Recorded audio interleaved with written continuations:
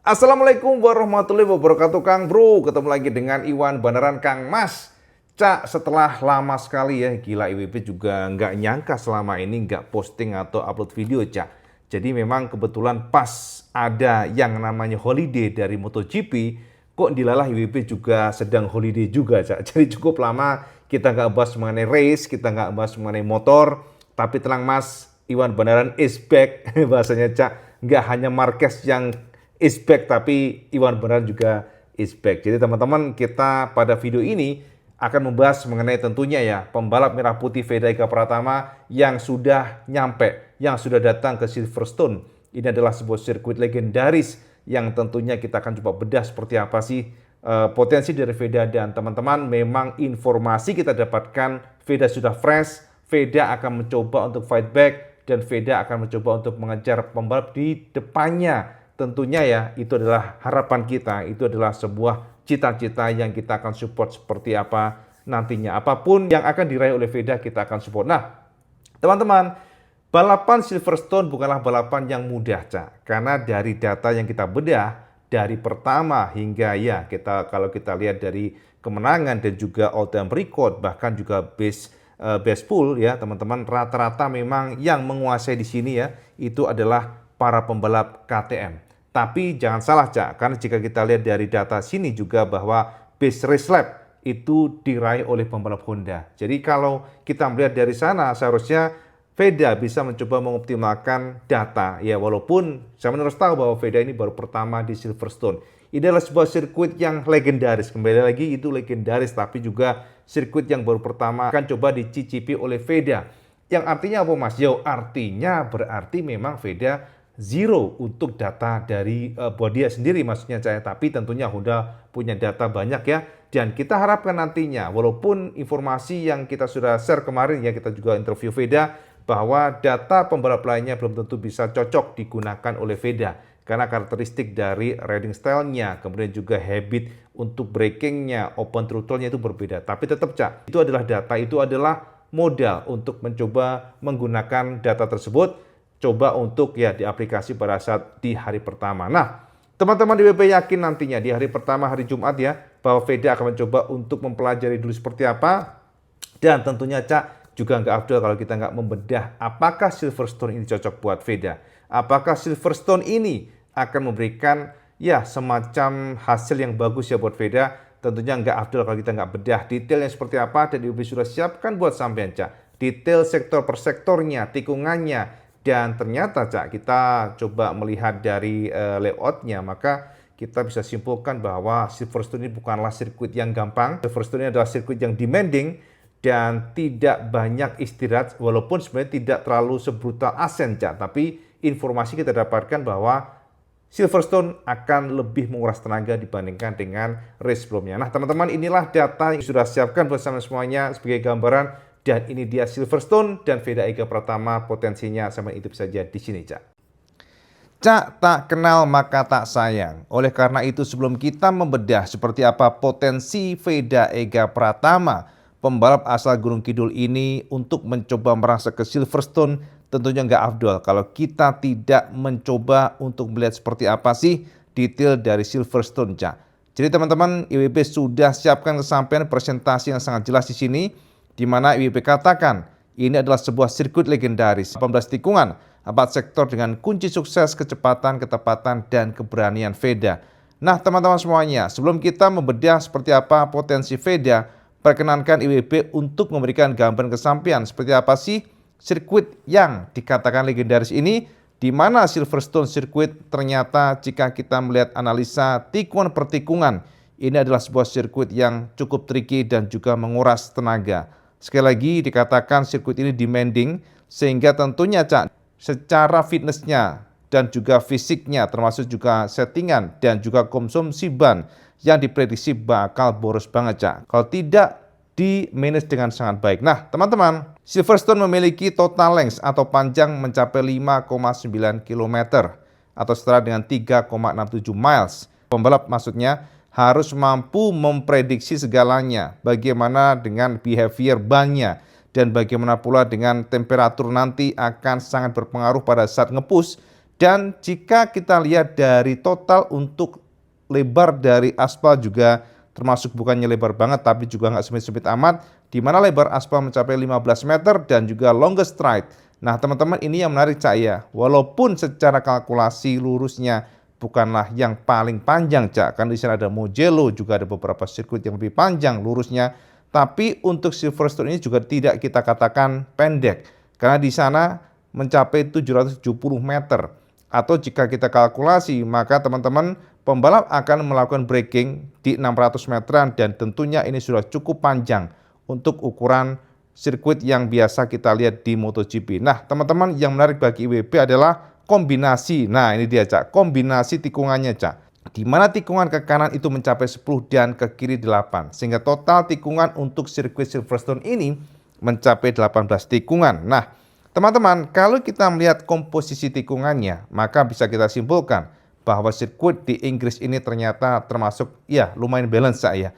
Karena juga kita lihat ya tikungan lainnya bisa saja hanya ke kirinya cuma 4 kali, ke kanan 12 kali. Tapi kalau kita melihat komposisi tikungan di Silverstone, maka sama menemukan bahwa komposisinya cukup ya balance ya atau imbang, di mana right corner 10 dan left corner 8. Dan teman-teman bisa lihat di sini ya, untuk track kategori nantinya Mas ya, di mana untuk MotoGP nantinya total untuk balapan mencapai 20 putaran ya teman-teman, karena memang cukup panjang atau total distance-nya 118 km dengan finish in case red flag. Jika ada red flag, jika sudah mencapai 15 putaran maka dikatakan finish. Sementara untuk Moto2 akan digelar 17 putaran, sementara total distance atau jarak untuk balapan nanti 100,3 km atau finish in case red flag adalah 13 putaran. Sementara Moto3 atau VEDA EG nanti akan menempuh 15 putaran ya untuk normalnya, dan finish in case of red flag adalah 11 putaran. Jadi teman-teman, kalau ini kita lihat ya totalnya untuk Moto3 mencapai 88,5 km, dan ini tentunya sekali lagi menguras tenaga. Nah teman-teman, ini adalah sirkuit yang kita katakan memang legendaris, sehingga jika kita lihat secara sektor per sektornya sampai menemukan karakter dari sirkuit ini ternyata dikatakan cukup mirip dengan Asen Cak. Nah ini teman-teman, kalau kita melihat dari sejarah di masa lalu, memang VEDA ini belum sama sekali atau belum pernah di sini. Makanya kita prediksi ya nantinya Cak ya, pada putaran awal atau di hari Jumat nanti atau besok, IWB yakin bahwa VEDA adaptasi dulu Cak. Jadi mencari atau mengumpulkan data, baru nantinya akan dicari settingan yang tepat. Nah teman-teman, ini adalah gambaran kesampaian untuk track by tracknya, dan tentunya tidak abdul juga kalau IWB nggak share kesampaian seperti apa sih detail dari track ini ya VEDA nanti. Dan teman-teman, ini adalah data awal sebelum kita melangkah nextnya, karena IWB ingin menjabarkan kesampaian nih setiap detail dari sektor per sektornya, dan juga nama tikungannya IWB sudah kumpulkan buat sampean. Nah ini Cak ya, kumpulan. Nah ini yang paling penting buat sampean nih Cak. Jadi teman-teman, ini adalah guide lengkap. Setiap sektor IWB coba racik buat sampean Cak. Ini lihat nih ya. Jadi IWB sudah siapkan ya data ini sebagai gambaran buat kita semuanya Cak. Jadi kita tidak hanya membicarakan balapnya aja, tapi kita juga mencoba untuk membedah detail per sektornya. Bagaimana potensi dari VEDA, dan teman-teman, jika kita melihat dari sini maka sampai kamu menemukan sebuah sirkuit yang memang sangat tricky. Kembali lagi kita katakan tricky karena sirkuit ini merupakan gabungan fast corner, gabungan juga sikin. Yang pertama adalah sektor 1. Jadi teman-teman, kalau kita melihat sektor 1 ini, T2 adalah FAM, ini adalah tikungan kanan kiri yang sangat cepat. Nah, di sini Cak ya, nanti pembalap nge-push dari sini, maka pembalap harus braking. Tapi memang Cak, untuk motor Moto3 pada T1, T2 ini tidak banyak mengerem Cak. Jadi para pembalap Moto3 nanti hanya merebahkan motornya dan juga membutuhkan hanya roll gasnya aja yang diperhalus. Artinya nutup gas dengan pelan dan kemudian nge-push lagi. Jadi nggak banyak rem dari area sini Cak. T1, T2. Jadi VEDA harus bisa menjaga carrying speed. Jadi membawa speednya tetap tinggi, biar nantinya VEDA bisa memiliki kecepatan pada masuk T3. Dan kemudian T4 Cak. Ini adalah tikungan yang terpelan dari semua sirkuit tikungan ini Cak. Ini adalah fase di mana pembalap harus mampu mengontrol gasnya termasuk braking dengan baik. Dan teman-teman, seharusnya kalau tidak pada kondisi yang tricky, seharusnya ya Honda akan mampu mencoba untuk mengejar pasukan KTM di sini Cak. Walaupun tentunya ya setiap teori teknis yang kita share ke sampean kadang-kadang memang ya dipentahkan oleh di lapangan. Mengingat kita lihat bahwa KTM semakin improve dan kita lihat bahkan semua tikungan hampir everywhere kita lihat KTM ini very strong. Nah, teman-teman, pada T5 ini disebut sebagai entry. Nah, ini adalah entry tikungan kiri. Jadi dari sini langsung ke kiri Mas ya, yang akan membawa pembalap masuk ke trek panjang. Nah, trek lurus Cak, disebut sebagai Wellington Straight. Ini Wellington Straight Cak. Ya teman-teman, ini adalah Wellington Straight. Dan kemudian dari sini Cak, Veda wajib dapat exit speed yang bagus sini Cak. Memang kunci kalau Veda nanti bisa kenceng di area 34, kemudian di 5 juga kenceng, maka ini adalah kunci untuk bisa nge-push motornya Wellington Straight. Dan di sini Cak, biasanya para pembalap akan mencoba mencuri angin di sini Cak. Jadi teman-teman memang kalau kita perhatikan 5 ke 6 ini lurus banget dan cukup panjang. Sementara dari sini Cak, pembalap akan braking keras masuk ke tikungan kiri pada 678. Nah teman-teman, kalau kita kumpulkan datanya ya di 678, terutama pada T6 Cak. Pada T6 ini teman-teman semuanya, ini adalah tikungan ke kiri di ujung Wellington Straight. Jadi memang ini adalah tikungan ke kiri yang titik pengereman keras atau hard braking. Dan pada saat mengerem keras ini, maka para pembalap akan dipacu mempertahankan posisinya. Karena kalau tidak mampu mempertahankan speednya, maka biasanya akan bobol Cak di area 6 ini Cak. Jadi 6 kalau dia sudah bisa mempertahankan posisinya, maka ke-7 akan lebih gampang. Dan kemudian masuk pada, nah ini yang paling penting juga teman-teman semuanya, masuk ke sektor 2 ini Mas. T7 ada tikungan yang melingkar ke kanan yang sangat panjang. Ini memang melingkar ke sini, disambung ke 8 teman-teman semuanya. Ini very crucial katanya karena kestabilan motor sangat dibutuhkan, yang kemudian diteruskan oleh pembalap melesat pada T8 atau Woodcote, jadi sebutannya Cak ya. Dan kemudian akan melesat ke bagian Old Pit Straight. Jadi ini ya teman-teman, langsung ke 8, kemudian ke 10 Cak. Dan 9 ini Cak, yang paling juga penting adalah salah satu tikungan kanan paling legendaris dan super cepat. Ini very fast di sini Cak. Kalau pembalap bisa nge-push motornya, kemudian stabil pada suspension adjustment-nya, maksudnya suspensi settingannya, maka pembalap bisa nge-push dengan cepat di sini Cak. Jadi T9 ini atau Cop C sebutannya, ini butuh keberanian tentunya. Jadi kalau momentum atau stability dari motornya mampu dipertahankan pada T9 ini, maka masuk ke T10 atau sektor 3 kita sebutnya ya, menuju ke sana. Maka teman-teman bisa lihat di sini ada maggot sebutannya Cak ya. Jadi T10 maggot, T11, 12 teman-teman semuanya adalah Beckett, dan juga T13 adalah Keppel, dan kemudian kombinasi S-Chicane. Ini Cak yang memang sangat tricky, karena teman-teman kalau kita lihat 10, 12 ke 14 ini semuanya adalah kombinasi S-Chicane, left right, dan ini tentunya dibutuhkan. Pertama adalah kestabilan sasisnya, yang paling penting kelincahan dari sasis ini penting sekali.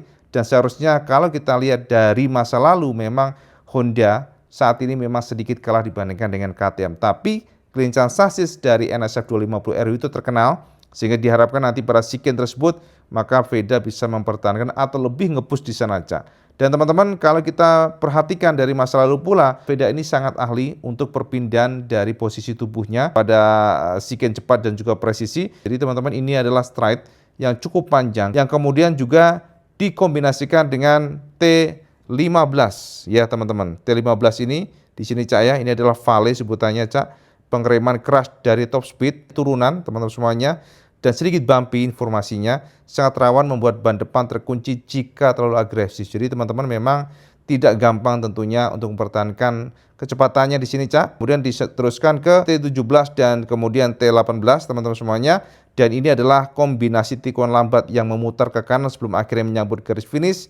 Di lap terakhir, area ini sering jadi panggung persaingan sengit sampai garis finish. Jadi memang kalau kita melihat dari sini Cak, dari 15 kemudian 16 ini tricky, lalu dibanting ke kiri, kemudian ke kanan lagi pembalap, dan ini adalah last corner yang tentunya memang menjadi titik krusial untuk masuk garis finish nantinya pada saat duel. Nah, teman-teman, jika kita lihat kunci catatan di sini Cak Iwi sudah kumpulkan buat teman semuanya, bahwa catatan kunci buat Veda sektor 3 T10 T13, tempat terbaik Veda untuk buat gap atau nempel ketat rival, memanfaatkan kelincahan sasis Honda. Sementara T3, T6 dan T14 adalah 3 titik pengereman terbaik buat Honda atau Veda, maksudnya melakukan aksi overtake. Jadi teman-teman, ini adalah gambaran tentunya dari beberapa data yang kita coba kumpulkan, beberapa gabungan yang tentunya semuanya bisa saja berubah kalau kita melihat bagaimana masa lalu. Sekali lagi kita perlu tunggu dulu seperti apa nantinya pada saat di hari pertama free practice, Cak. Gambaran Silverstone Circuit, guide lengkap setiap sektor dan titik strategis. Bagaimana VEDA nanti akan mencoba fight untuk bangkit dari masa atau race sebelumnya, Cak. Nah, jadi ngono Kang Mas ya, sudah padang jinglang ya, jelas ya. Ya, walaupun tentunya IWP nggak mau berharap yang muluk-muluk, Cak ya. IWP hanya mencoba untuk menjabarkan kesampaian dan harapan kita tentunya ya. Di hari pertama VEDA sudah merasa nyaman dengan motornya, VEDA bisa mengumpulkan data buat timnya, dan tentunya Honda Asia juga akan memberikan yang terbaik buat VEDA. Dari settingan suspensinya, powernya, semuanya harus klop, Cak. Karena kita tahu ini adalah sirkuit yang panjang, sirkuit yang tidak pendek pastinya ya, sama ya, panjang nggak pendek ya, memang sama aja.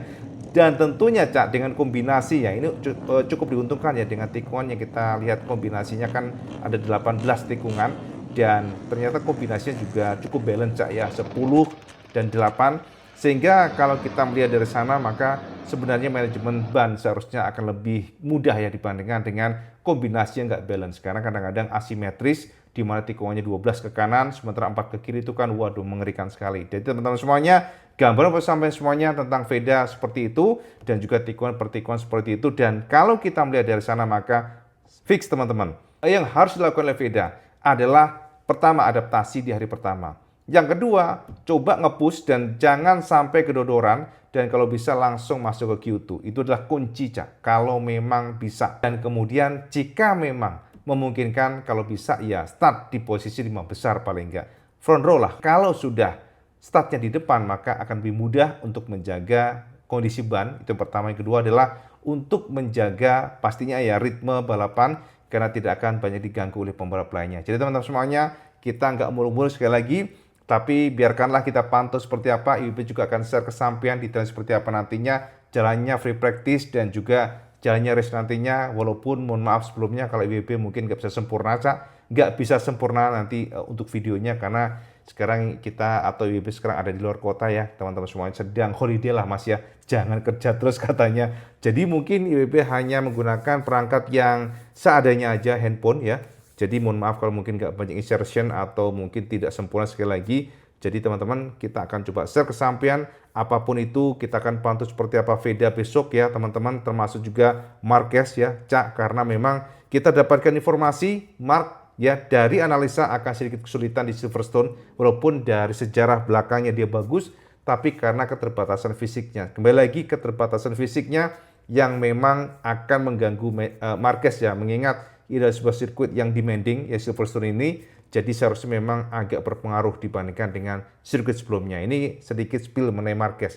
Kalau VEDA wes lah, Cak. Semoga saja pokoknya Josh Gandos, pembalap merah putih ini, pembalap Gunung Kidul ini, jadi kita akan semangat. Jadi itu, Cak, harapan kita. Nah, jangan teman-teman coba sampean komen di bawah. Apakah sampean optimis VEDA bakal merangsek, atau sampean juga udahlah jadi nggak terlalu semangat nih? Setelah ya banyak kesalahan, ada juga crash, ada juga kedodoran di belakang, sama komen di bawah, Cak. Karena bagaimanapun support sampai itu penting buat VEDA supaya terus semangat dan supaya kita pantau terus seperti apa pembalap merah putih. Selain dari VEDA ada Ramadipa dan lain sebagainya. Sama komen di bawah. Dan itu aja, Cak, update kebenaran tentang hari ini. Dan kita tutup dulu video ini. Seperti biasa, kalau sampai suka video ini, semua like, share, dan subscribe. Channel ini Kang Mas sama channel terima waktu karena di malam penting. Assalamualaikum warahmatullahi wabarakatuh. Salam Gandos.